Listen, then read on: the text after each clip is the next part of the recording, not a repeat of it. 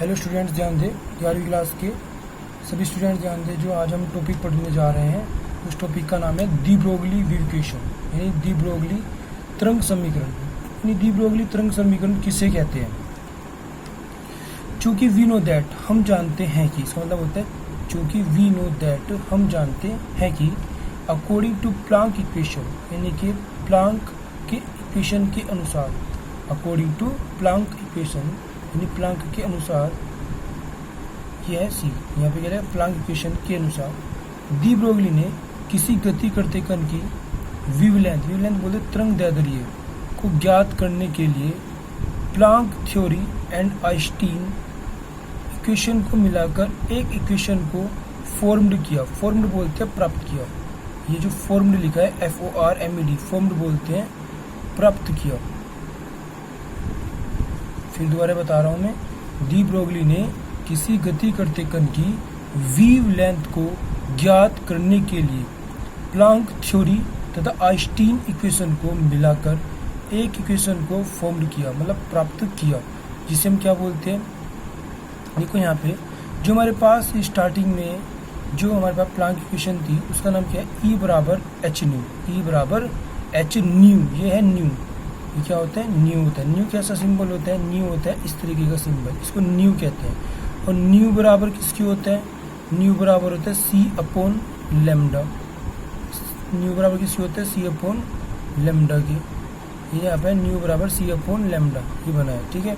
Lambda जो होता है वो होता है तरंग दैर्ध्य, C होते हैं प्रकाश की चाल, और न्यू होता है आवृत्ति, जिसको फ्रीक्वेंसी कहते हैं। यानी न्यू है फ्रीक्वेंसी बोलते हैं आवृत्ति को। H होता है प्लांक कांस्टेंट, और E होती है एनर्जी, और लैम्डा जो है यहाँ पे होता है तरंग दैर्ध्य, वेवलेंथ। उसको क्या बोलते हैं?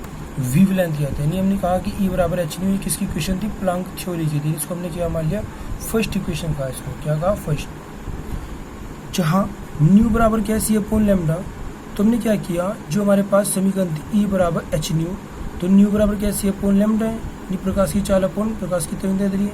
इसको करा पुट इन फर्स्ट इक्वेशन। इसे हमने क्या करा? फर्स्ट इक्वेशन में पुट कर देंगे। E बराबर क्या होगा? जहाँ E बराबर एच न्यू था वहाँ पे क्या हो गया? न्यू की जगह हमने क्या ले लिया? E बराबर एच न्यू की जगह क्या ले लिया? C upon lambda. तो यह जगह H into C upon lambda. ये क्या बन जाएगी? सेकंड समीकरण। इसमें लिखा है नो फ्रॉम आइंस्टीन इक्वेशन, अब आइंस्टीन इक्वेशन से। इसका मतलब क्या होता है? नो फ्रॉम आइंस्टीन इक्वेशन, अब आइंस्टीन इक्वेशन से, ठीक है। इसकी हिंदी होती है अब आइंस्टीन इक्वेशन से। बार ध्यान से सुन लेना, अब आइंस्टीन इक्वेशन से। तो आइंस्टीन इक्वेशन क्या है? वो प्लांक इक्वेशन थी, अब है आइंस्टीन। E बराबर m इंटू सी स्क्वायर, E बराबर m इंटू सी स्क्वायर, m स्मॉल है, ठीक है। तो हमें याद रखना है E बराबर m इंटू सी स्क्वायर किसने दी थी? ये दी थी आइंस्टीन ने। ये आइंस्टीन इक्वेशन है, इसको हमने मान लिया थर्ड। तो from second and third, second क्या है? ये वाली समीकरण है, और थर्ड है ये। तो देखा फ्रॉम सेकेंड एंड थर्ड, यानी सेकेंड और थर्ड समीकरण से। फ्रॉम मतलब होता है से। तो सेकेंड यहाँ पे जो हमारे पास है, जो थर्ड इक्वेशन वो क्या है? m इंटू सी स्क्वायर बराबर, और सेकेंड इक्वेशन क्या है हमारे पास? h इंटू सी अपॉन लेमडा। तो c से इसका c कैंसिल, क्या रहेगा? m इंटू सी बराबर h अपॉन लेमडा। तो हम कह सकते हैं कि लेमडा अगर यहाँ से मैं निकाल लूँ तो लेमडा बराबर हो जाएगा h अपॉन m इंटू सी, ठीक है। तो m इंटू सी, मास, किसी गति करते कण का मास गुना उसका वेग बराबर किसके होता है? संवेग के बराबर। हम कह सकते हैं जहाँ P बराबर होता है m इंटू सी, यानी संवेग बराबर होता है m इंटू सी के मास गुना वेग, ठीक है। प्रकाश का वेग, कण का वेग तथा प्रकाश के कण का भार, गुना को हम क्या कहते हैं? मल्टीप्लाइसिटी को संवेग कहते हैं। तो हम m इंटू सी की जगह क्या रख सकते हैं? P। तो हम लिख सकते हैं लैम्डा बराबर h अपॉन P। तो ये फिफ्थ इक्वेशन, इसे हम क्या बोलते हैं? यही डी ब्रोगली तरंग समीकरण है। ये क्या है? डी ब्रोगली तरंग समीकरण है। ये क्या हमारे पास? डी ब्रोगली तरंग समीकरण है। लेकिन यदि मैं कहूँ कि पार्टिकल यानी कण वृत्ताकार गति करता है, यानी गोल गोल घूमता है, कैसे घूमता है? गोल गोल घूमता है, तो देन तब परिधि बराबर किसकी होती है? n into lambda. n बनाना है n इंटू लैम्डा, ठीक है। तो हम कह सकते हैं 2πr बराबर, यानी परिधि का सूत्र क्या होता है? 2πr बराबर n इंटू लैम्डा, ठीक है। n होते हैं आप सेल की नंबर बताएंगे, आगे आएगी। तो लैम्डा बराबर हो जाएगा 2πr बराबर upon n, 2πr upon n। यानी यहाँ से अगर मैं लैम्डा की वैल्यू निकाल लूँ तो लैम्डा बराबर क्या हो जाएगा? 2πr upon n। यानी इसका वैल्यू निकालने के लिए ये वैल्यू ऊपर और ये वैल्यू नीचे चली जाएगी। तो इस समीकरण को यदि मैं फोर्थ समीकरण में पुट कर दूं, फोर्थ समीकरण क्या थी, फोर्थ समीकरण थी मेरे पास ये वाली, यहाँ पे मैं लैम्डा का मान अगर क्या कर दूं, पुट कर दूं, ठीक है। तो ये मेरे पास क्या फोर्थ समीकरण का, इस समीकरण को मैं कहाँ पे रख दूं, इस समीकरण को मैं यहाँ पे फोर्थ में रख दूं, m/c बराबर h अपॉन लैम्डा की जगह क्या रख दूं, यहाँ पे लैम्डा की जगह ये वाली वैल्यू रख दूं 2πr/n। तो क्या होगा, हमें वो चीज़ अब इसके अंदर देखनी है, यानी हमने क्या किया, m/c बराबर h अपॉन 2πr/n, यानी हमने लैम्डा की जगह क्या रख दिया 2πr/n। ये फोर्थ समीकरण थी कि m/c बराबर h अपॉन लैम्डा, तो लैम्डा की जगह क्या रख दिया 2πr/n।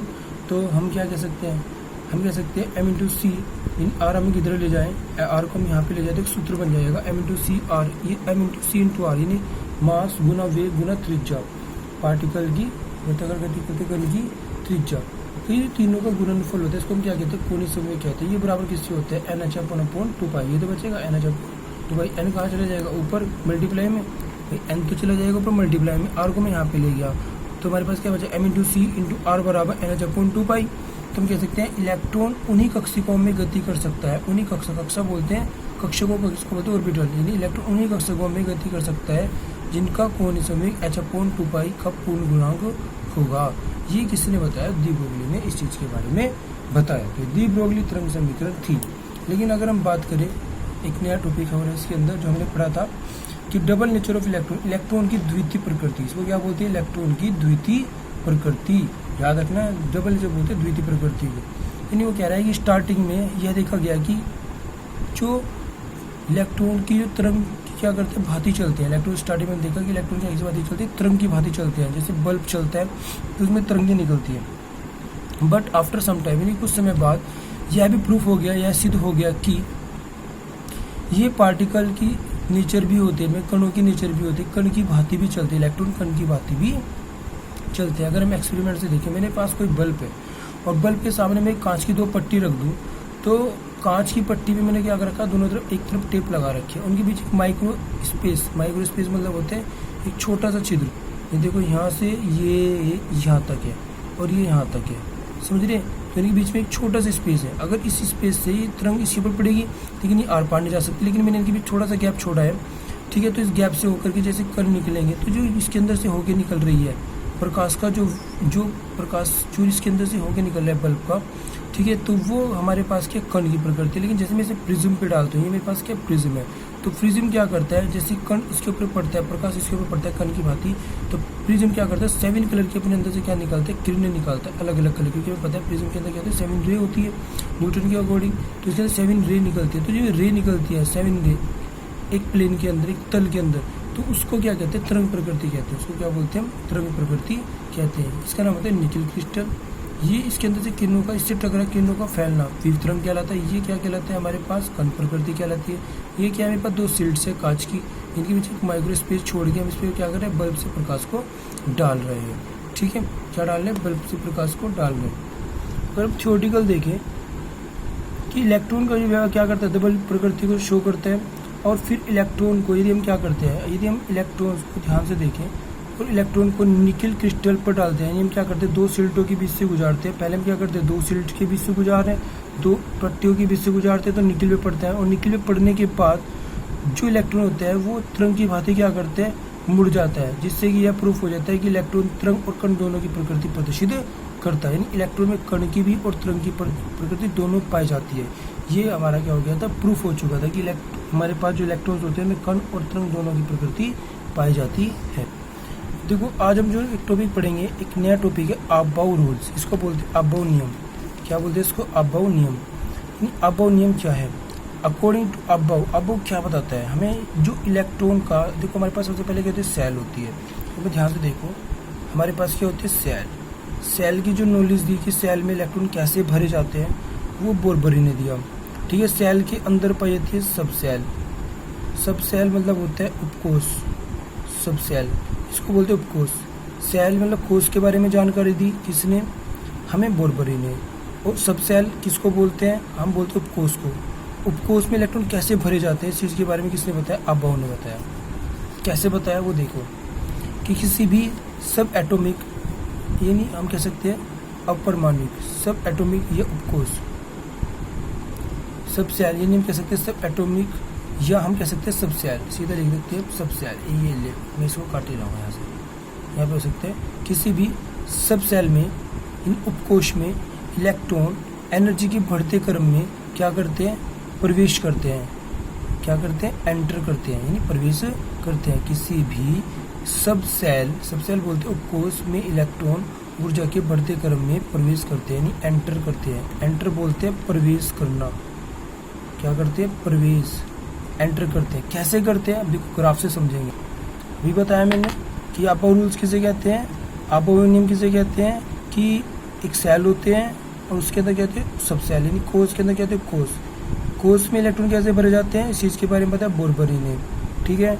और कोष में इलेक्ट्रॉन कैसे भरे जाते हैं, इस चीज़ के बारे में किसने बताया, हमें आबाओ ने, कि किसी भी सब सेल यानी उपकोष, सब सेल, सब क्या बोलते हैं, उपकोष में इलेक्ट्रॉन ऊर्जा के बढ़ते क्रम में एंटर करते हैं, यानी प्रवेश करते हैं। इस नियम को किसने दिया, आबाओ ने दिया। इस नियम के बारे में हम जो एक्सप्लेनेशन करेंगे वो कैसे करेंगे, चित्र के आधार पर, डायग्राम के आधार। देखो जैसे कि मैं आपको दिखाने जा रहा हूँ, ये मेरे पास देखो ये डायग्राम है, ये पूरा का पूरा क्या है, देखो ये डायग्राम जो बन रहा है, जैसे मैं फोटो खींच के भेजूंगा तो इससे आपको स्पष्ट दिखाई देगा, ये पूरा डायग्राम है। तो देखो इसमें इलेक्ट्रॉन देखो ऊपर से नीचे की तरफ चलते हैं तो लो एनर्जी, और नीचे से ऊपर की तरफ चलते हैं तो हायर एनर्जी, फिर ऊपर से नीचे की तरफ चल रहा है लो, फिर नीचे से ऊपर की तरफ चल रहा है हायर। तो इस तरीके से ये क्या है, मेरे पास ऊर्जा का बढ़ता क्रम है कि इलेक्ट्रॉन कैसे, ये सब चीज़ जो बनी है, ये सब सेल है, ये क्या है, सबसे उपकोष है, ठीक है। तो ये उपकोष है, इनको हम कैसे लिख सकते हैं, देखो ये एक इंक्रीजिंग ऑर्डर ऑफ सब सेल, उपकोष में ऊर्जा का बढ़ता क्रम, यानी पहले इलेक्ट्रॉन 1s में आएगा, 1s पूरी होने के बाद 2s में, 2s पूरी होने के बाद 2p में, 2p पूरी होने के बाद 3s, 3s पूरी होने के बाद 3p, 3p पूरी होने के बाद 3d। तो ऐसे एक ऊर्जा का बढ़ता क्रम है, ये क्या है, ऊर्जा का बढ़ता क्रम है। ये किसके बेस पे बनाया हमने, ये इसके आधार पे बनाया जो ऊपर डायग्राम है, ध्यान से देखो।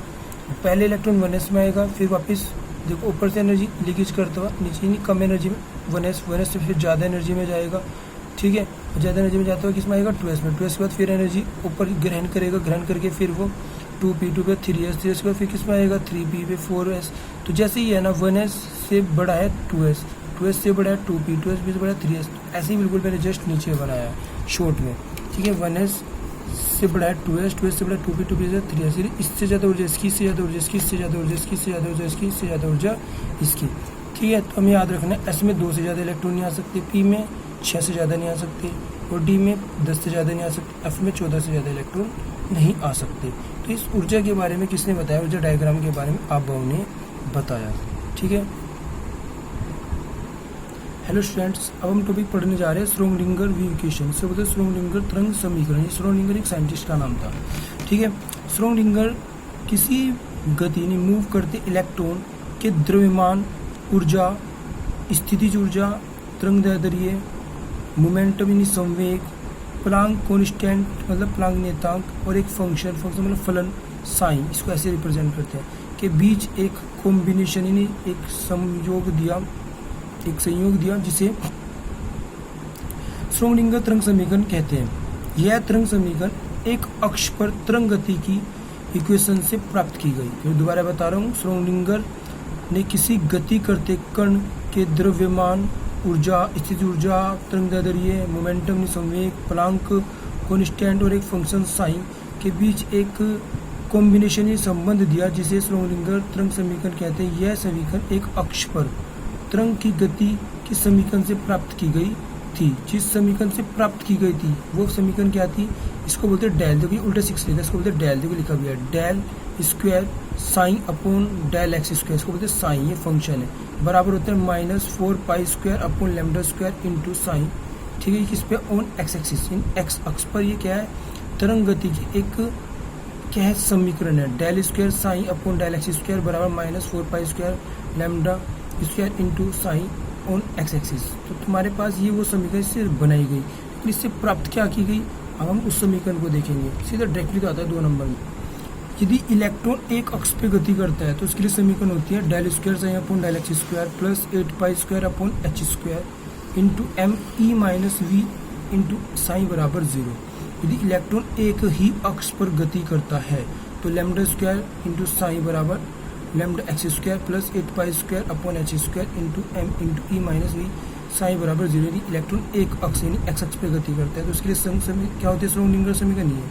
अगर तीनों अक्ष पे गति कर रहा हूँ, एक्स पे, वाई पे और जेड पे एक साथ, तो क्या होगी, del square psi upon del X square plus del square psi upon del Y square plus del square psi upon del Z square plus M into E minus V psi बराबर 0।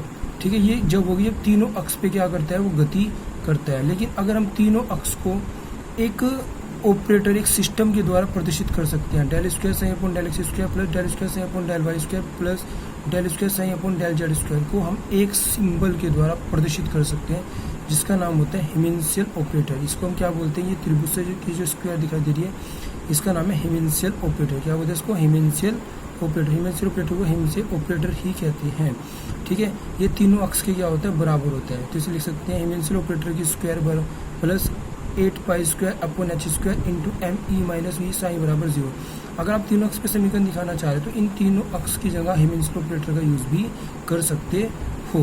तो यहाँ पे एक बात याद रखना है, देखो जो एच है ये प्लांक कॉन्स्टेंट है, ई क्या है यहाँ पे गति, यहाँ पे स्थितिज कुल ऊर्जा है, वी क्या है स्थितिज ऊर्जा है।